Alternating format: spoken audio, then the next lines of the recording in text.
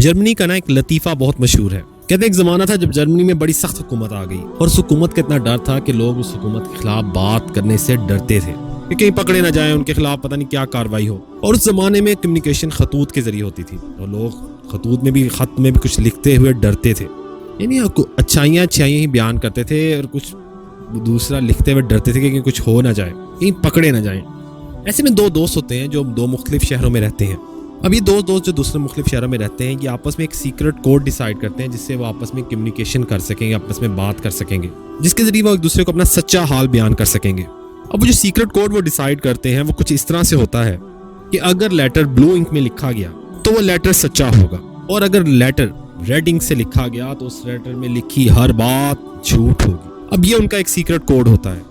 अब 1-1.5 माह बाद एक दोस्त को दूसरे दोस्त का खत मौसूल होता है। अब जब खत खोलता है तो वो खत ब्लू इंक से लिखा होता है, लेकिन उस खत में लिखी हुई हर बात सच्ची है। अब जब खत खोल के पढ़ना शुरू करता है उस लिखा होता है कि खैर बिल्कुल अच्छा है, यहाँ पे बहुत सेहत की सब मसाइल अच्छे हैं, यहाँ अमन अमान की सहूलत हाल बहुत अच्छी है, अमन अमान के अलावा रोजगार की तो फरवानी है, लोग हैं कि खुश रह रहे हैं, खा रहे हैं, पी रहे हैं, एंजॉय कर रहे हैं, एंटरटेनमेंट, तालीम और सेहत, हर चीज की फरवानी है। कौन सी शहर की कमी है जो शहर में हो, हर चीज यहाँ है, सब कुछ है इस शहर में। अब जब ये खत पढ़ता है तो सोचता जाता है कि सब कुछ लिखा भी इसने हुआ है कि बहुत अच्छा है और लिखा भी ब्लू इंक से है, इसका क्या मतलब है कि सब कुछ ठीक है।